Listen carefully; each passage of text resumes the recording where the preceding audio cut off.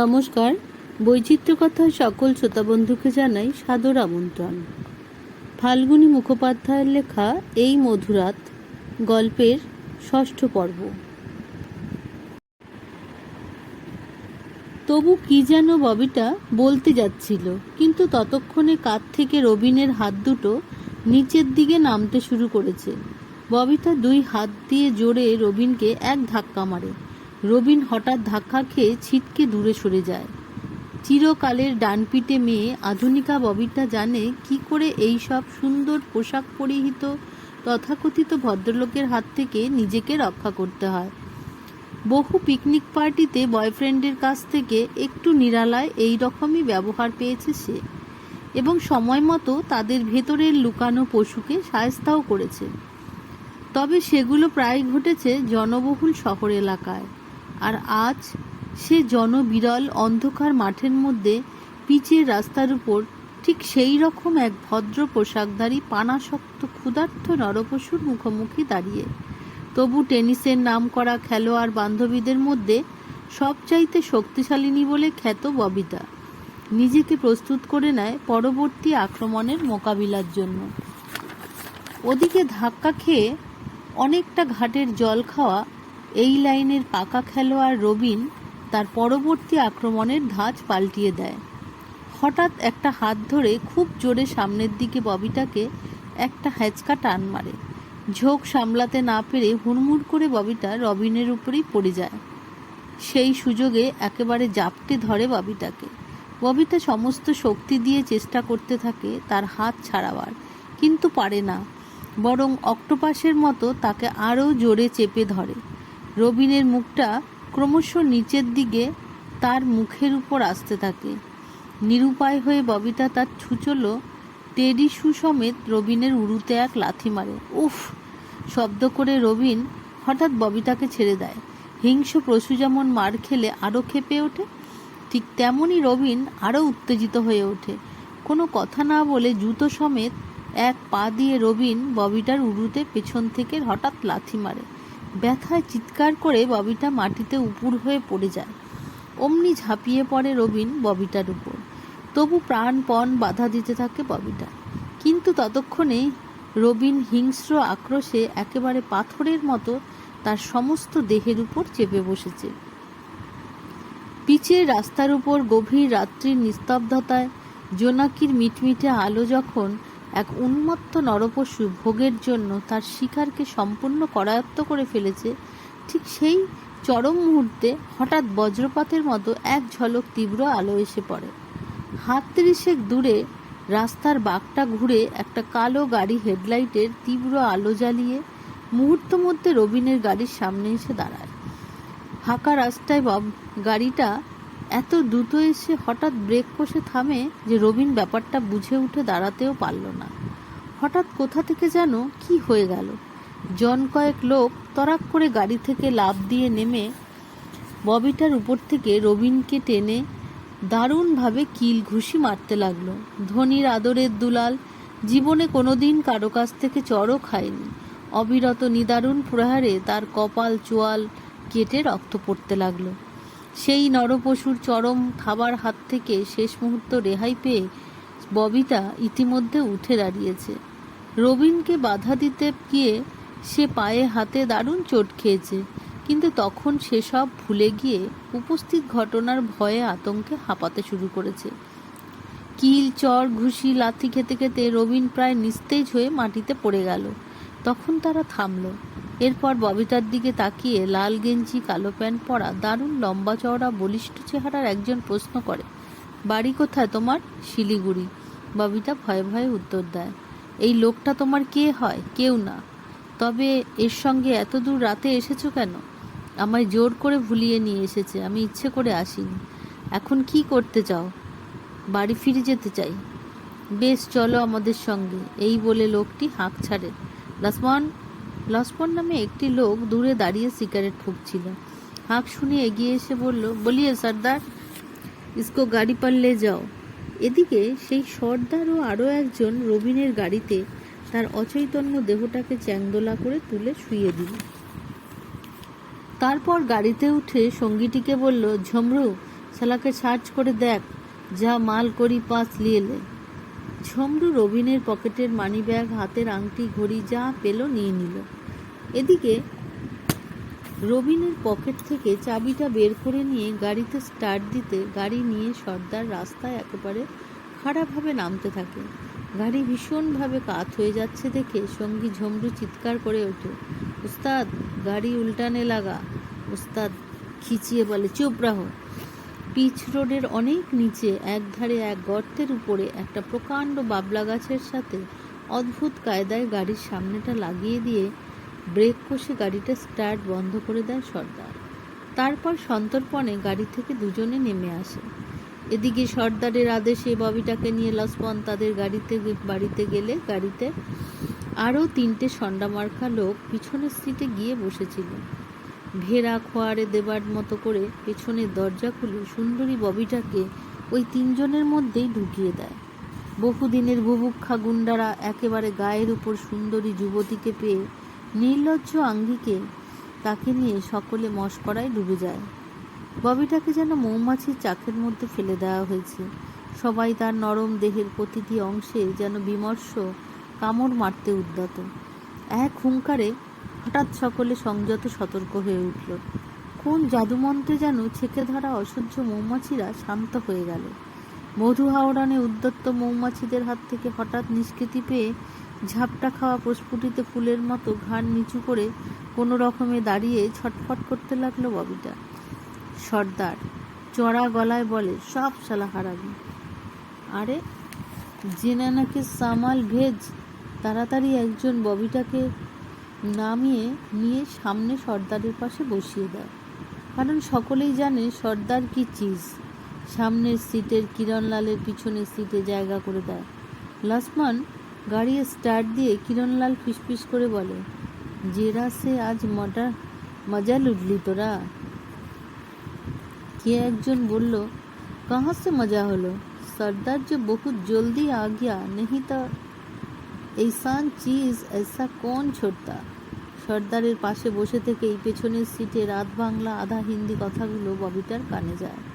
সে মনে মনে দারুণ উদ্বিগ্ন হয়ে ওঠে। গাড়ির গতির সাথে তার চিন্তার গতিও বেড়ে যেতে থাকে। এতক্ষণে সে পড়েছিল ভদ্র পোশাকধারী গুন্ডার কবলে।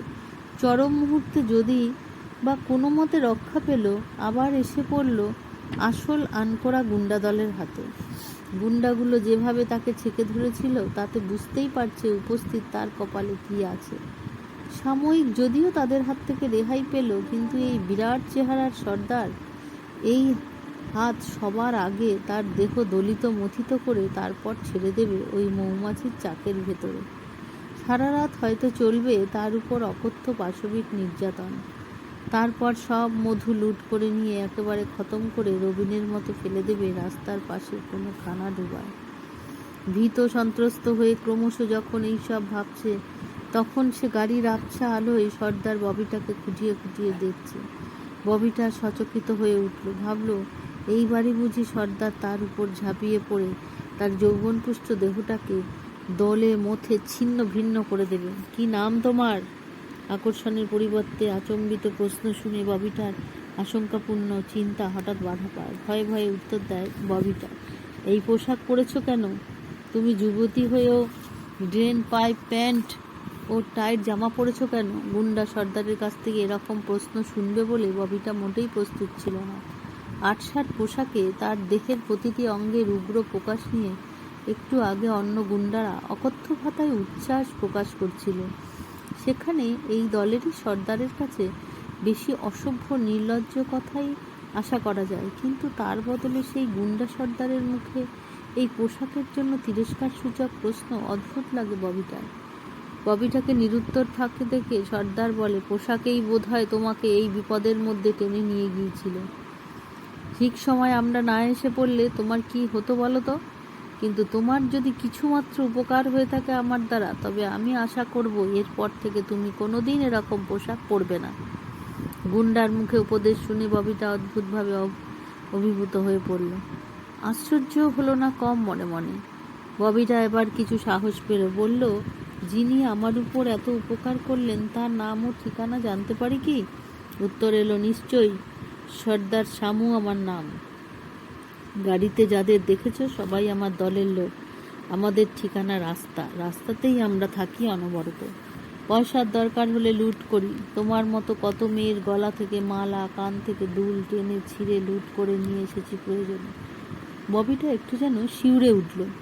শুনলে অবাক হবে, লুট করছি প্রচুর জিনিস, কিন্তু কোনোদিন এই শামু সর্দার কোনো মেয়ের গায়ে হাত দেয়নি। বরং মেয়েদের ইজ্জত নিয়ে যারা ছিনিমিনি খেলে সেই সমস্ত শয়তানদের যখন পেয়েছি শায়েস্তা করেছি।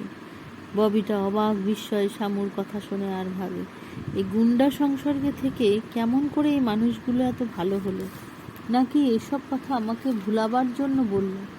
ববিটা খুব ভালো করে লক্ষ্য করে দেখলো, বিরাট দেহ হলেও শামুর মুখটা দেখে খুব অল্প বয়স মনে হয়। শামু ওদের দিকে বলে চলেছে, শামু গুন্ডা সব সইতে পারে, কিন্তু ওই একটিই পারে না। দেখলে তোমার ইজ্জত লুট করতে গিয়ে সাজুর হাতে মার খেয়ে সালা ওই কেমন তক্তা বনে গেল। থাক সালা সারা রাত ওই মোটরে, সকালে জ্ঞান ফিরলে মোটর অ্যাক্সিডেন্ট হয়েছে মনে করে লোকে হসপিটালে নিয়ে যাবে। এতক্ষণে ববিটা কৃতজ্ঞতা প্রকাশের সাহস পেল। সত্যি, আপনারা ওই সময় না এসে পড়লে আমি হয়তো একেবারে শেষ হয়ে যেতাম। আমি নিজেও শয়তানের সঙ্গে কম যুদ্ধ করিনি। শেষে যখন ক্রমাগত আক্রমণের ফলে আমি হাঁপিয়ে উঠি এবং ক্রমশ সর্বশক্তি আমার ফুরিয়ে যাচ্ছে, ঠিক এই সময় আপনারা এসে পড়লেন। সত্যিই আমার জন্য আপনারা যথেষ্ট করলেন। কয়টি কথা বলল বটে, কিন্তু তখন পর্যন্ত ববিতার ভয় সম্পূর্ণ কাটেনি। পরক্ষণে জিজ্ঞাসা করল, আপনারা কত দূর যাবেন? জানি না। শামুর উত্তর শুনে ববিতা চমকে ওঠে। ভাবে এবারও বোধহয় সাময়িক মিষ্টি কথায় ভুলিয়ে রবিনের মতো একই উদ্দেশ্যে তাকে নিয়ে অনির্দিষ্ট পথে যাত্রা শুরু করেছে। একটু পরেই তার ভুল ভাঙল। কিছুক্ষণ চুপচাপ থাকার পর শামু বলল, আকাশ পরিষ্কার হয়ে আসছে, রাত শেষ হলো, আমরা প্রায় শিলিগুড়ির কাছে পৌঁছে গেছি। একটু আগেই তোমাকে নামিয়ে দেবো, সেখানে অপেক্ষা করবে। সকাল হলে ফার্স্ট বাসে বাড়ি চলে যাবে। এতক্ষণে ববিতার মন থেকে সব দুশ্চিন্তা দূর হয়ে গেল। আর তখনই যেন এই বলিষ্ঠ সুপুরুষ যুবকটিকে তার অত্যন্ত ভালো লাগলো। আন্তরিকতার সঙ্গে জিজ্ঞাসা করলো, আপনারা শিলিগুড়ির ভিতরে যাবেন না? চলুন না আমাদের বাড়ি, কিছুক্ষণ হল্ট করে ব্রেকফাস্ট খেয়ে চলে যাবেন আপনাদের গন্তব্যস্থলে। শামু হেসে বলল, তোমার নিমন্ত্রণের জন্য ধন্যবাদ ববিতা, কিন্তু তুমি বোধহয় ইতিমধ্যে ভুলে গেছো আমরা গুন্ডা। সাধারণ মানুষের মতো সচ্ছল নয় আমাদের জীবন। পুলিশ আমাদের পেছনে সদা সতর্ক হয়ে রয়েছে। কাজেই তোমার কথা রাখতে পারছি না আজ। ববিটা আস্তে আস্তে গাড়ি থেকে নেমে আসে। ভোরের আলোতে একবার গুন্ডা সর্দার শামুকে ভালো করে দেখে নেয়। লম্বা চওড়া বলিষ্ঠ দেহি, শামুর টুকটুকে গায়ের রং, গুন্ডা মার্কা পাকানো গোপটা না থাকলে শামুকে সত্যিই সুপুরুষ বলা চলে। তাকিয়ে দেখলো শামু হাসছে। ববিটার হঠাৎ যেন কি হলো, ধরা গলায় বলে ফেলল, আর বোধহয় দেখা হবে না। হয়তো হবে হঠাৎ, যেমন আজ রাতে হলো। আচ্ছা চলি, দেরি হয়ে যাচ্ছে। শামুর গাড়িটা চলে গেল। ববিটা পাথরের মতো নিশ্চল হয়ে দাঁড়িয়ে রইল। কিছুক্ষণ ভাবতে শুরু করলো সে গত রাতের কাণ্ডগুলো, নির্জন পথের এক পাশে দাঁড়িয়ে।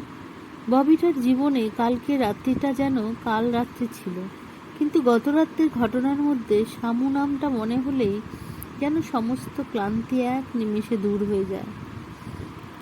রবিনের অকথ্য ব্যবহার, গুন্ডা দলের অন্যান্যদের অসভ্যতা, রাত্রি জাগরণের নিদারুণ ক্লান্তি, সব কিছুর উপর যেন শান্তির প্রলেপ বুলিয়ে দিয়েছে শামু। গুন্ডা হয়েও মানুষের এত ভালো করতে পারে, তা না হলে তার মতো একজন সুন্দরী যুবতীকে একেবারে হাতের মধ্যে পেয়েও সারা রাত গাড়ির মধ্যে পাশাপাশি বসে থেকে ওই বলিষ্ঠ যুবক তার উপর কোনো অত্যাচারই করল না। এমন কি একটা খারাপ ইঙ্গিত পর্যন্ত সর্দারের কাছ থেকে কোনো সময় সে পায়নি। সত্যি, গুন্ডা না হলে শামুর মনুষ্যত্ব এখনো শেষ হয়ে যায়নি। গাড়ির মধ্যেই সে বলেছে, জীবনের সব লুট সে সহ্য করতে পারে, কিন্তু ইজ্জত লুটেরাদের মোটেই সহ্য করতে পারে না। তার কথায় প্রমাণ অবশ্য সে হাতে নাতে দিয়েছে। গুন্ডাদের ব্যাপার আর হয়তো কোনোদিনই দেখা হবে না, তবু তার একটা কথা সে মেনে চলবে, সে আর টেডি ড্রেস পরবে না, এবার থেকে শাড়ি পরবে। যদি কোনোদিন ঘটনাচক্রে দূর থেকে শামু তাকে দেখে, তবে নিশ্চয়ই খুশি হবে এই ভেবে যে আমি তার কথা রেখেছি। সারা রাত ববিটার কী অবস্থা গেল সেসব চিন্তা তার মাথায় একবারও এলো না। পাগলের মতো সে শুধু শামুর কথাই ভেবে চলেছে। অদ্ভুত সুন্দর লোক এই শামু, চেহারাটাও কি সুন্দর। না না, ও গুন্ডা দলের লোক হতে পারে না। কাল সারা রাত পাশাপাশি বসে থেকে ওর কাছ থেকে যে ব্যবহার সে পেয়েছে, তারপরেও নিশ্চয়ই তাকে অন্ততপক্ষে ববিতা গুন্ডা বলতে পারে না। দূরে একটা স্টেট বাসের আওয়াজে ববিতার চিন্তার হঠাৎ ছেদ পড়ে। চিন্তা করতে করতে রাস্তার পাশে ঘাসের উপর কখন যে ববিতা বসে পড়েছে তার খেয়াল নেই। বেশ কিছুক্ষণ আগেই রোদ উঠেছে। কয়েকটা গ্রাম্য ছোট ছেলে মেয়ে তার পেছনে ভিড় করে দাঁড়িয়ে আছে। হয়তো আটসাট পোশাক পরা এইরকম একটা বড় মেয়ে এইভাবে বসে থাকতে দেখি তারা অবাক হয়ে দাঁড়িয়ে রয়েছে। ববিটা উঠে দাঁড়ালো, হাত দেখিয়ে শিলিগুড়িগামী বাসটাকে থামালো, রওনা হলো বাড়ির দিকে। তখন বেশ বেলা হয়ে গেছে।